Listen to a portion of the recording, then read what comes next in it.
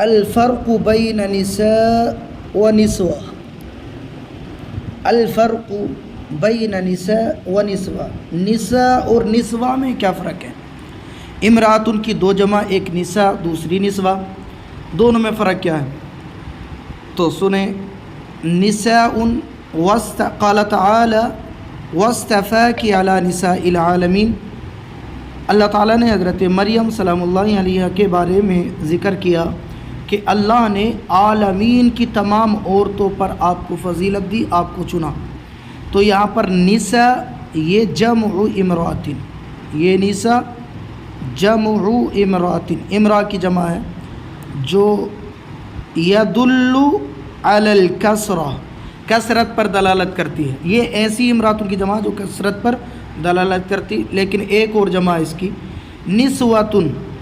اب اللہ تعالیٰ نے قرآن مجید میں سورہ یوسف میں ذکر فرمایا وقال نسوۃ فی المدینہ،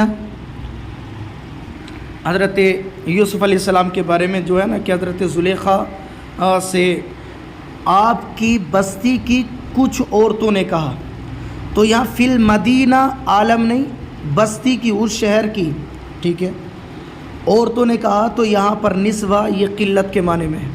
تو امرات ان کی نساء ان جمع ایسی ہے جو کثرت پر دلالت کرتی ہے، اور نسوہ ایسی جمع ہے جو دلالت کرتی ہے قلت پر۔ یہ ہے نا، یہاں سے نسوہ جمع امرات یدل علی القلہ وقد جاء فی لسان العرب، یہ لغت کی جو کتاب ہے اس کے اندر بھی بیان کیا گیا، والنساء جمع نسوہ اذا کثرن،